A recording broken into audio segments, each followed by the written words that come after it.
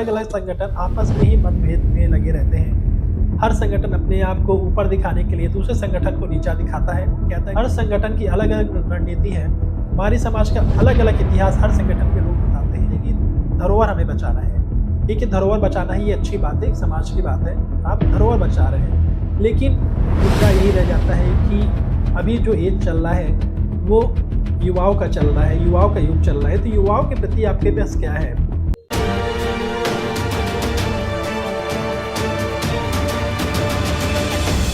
स्वदेशी incredible SI news.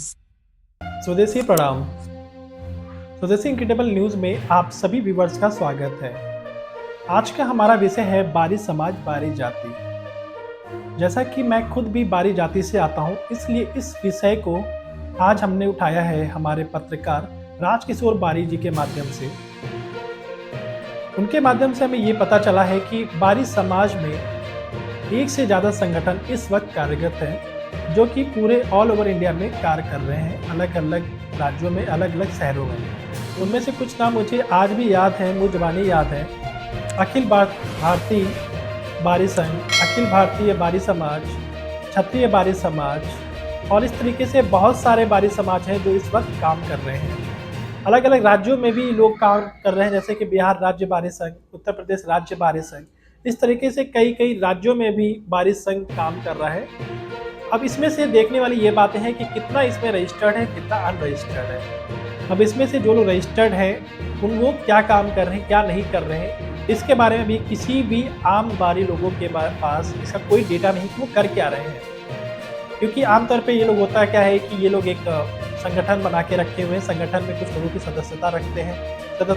सदस्यता रखने के साथ साथ ये लोग साल में एक रूपन बारी जयंती मनाते हैं। रूपन बारी जयंती के साथ साथ होली सम्मेलन हुआ या कोई और सम्मेलन हुआ तो ये लोग आयोजित करते रहते हैं। लेकिन मुद्दा ये है कि उस सम्मेलन से युवाओं को क्या लाभ मिल रहा है, उससे आखिर में उन्हें क्या फ़ायदे मिल रहे हैं, क्योंकि इस चीज़ के बारे में कोई भी युवा जानना चाहता है हमारे चैनल के माध्यम से, लेकिन उसको जवाब नहीं मिल पाता है कि आखिर में ये जो संगठन बन रहे हैं, ये जो अलग अलग राज्यों में, अलग अलग शहरों में जो संगठन बन रहे हैं, आए दिन नए नए व्हाट्सएप पे नए नए ग्रुप बन रहे हैं, फेसबुक पे नए नए ग्रुप बन रहे हैं, लेकिन इसका कोई समाधान नहीं हो रहा है कि युवाओं के लिए आखिर में उनके पास क्या प्लान है। इसी प्लान को जानने के लिए हम लोगों ने अलग अलग संगठन के अध्यक्षों, महामंत्री, उपाध्यक्ष आदि लोगों से बात किया और जाना उनके बारे में, उनके संगठन के बारे में और उनके आने वाले समय में वो करने क्या वाले हैं युवाओं के प्रति, या हम बात करें कि महिलाओं के प्रति वो करने क्या वाले हैं। क्योंकि आमतौर पर होता है कि अलग अलग समुदाय के लोग क्या करते हैं कि अपने लोगों को आगे बढ़ाने के लिए उनका सपोर्ट करते हैं, लेकिन यहाँ पे इस समाज में होता क्या है कि अलग अलग संगठन आपस में ही मतभेद में लगे रहते हैं। हर संगठन अपने आप को ऊपर दिखाने के लिए दूसरे संगठन को नीचा दिखाता है, कहता है कि उस संगठन में ये गलतियां हैं, वो गलतियां हैं, और अपने आप को ऊपर दिखाने के लिए।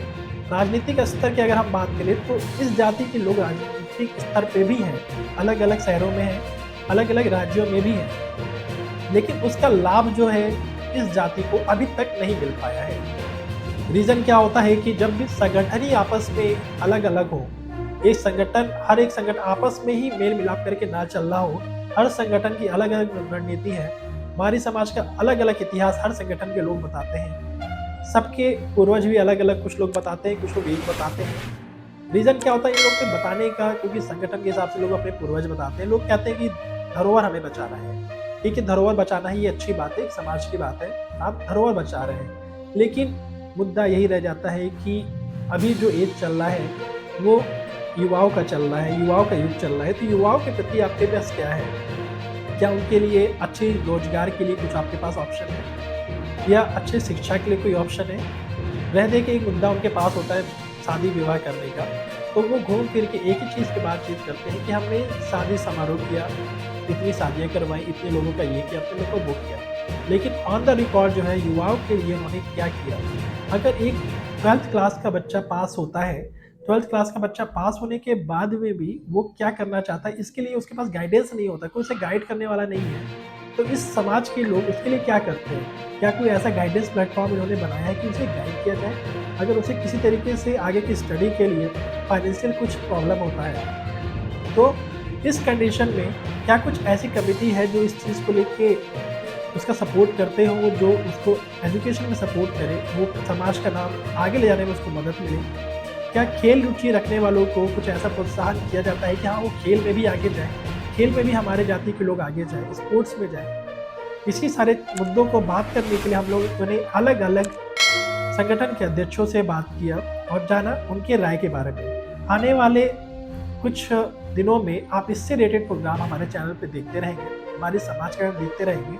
और अगर आपको इस समाज से रिलेटेड, हमारी समाज से रिलेटेड कोई भी चीज़ें हैं जो आप हमसे साझा करना चाहते हैं, बताना चाहते हैं, या वो चाहते हैं कि आप हमारे माध्यम से किसी से पूछना चाहते हैं कि हाँ, इस समाज में जो भी आपके क्वेश्चन है, जो भी आप पूछना चाहते हैं, वो आप हमारे ज़रिए पूछ सकते हैं। हमारा नंबर है 7233999001। इस नंबर पे कॉल या व्हाट्सएप करके आप हमें अपना जो भी संदेश आप किसी इस समाज के अलग-अलग संगठनों को देना चाहते हैं, या समाज को आगे ले जाने में अगर आप कोई योगदान देना चाहते हैं, कुछ सुझाव देना चाहते हो, तो आप इस नंबर पे आप हमें दे सकते हैं। धन्यवाद।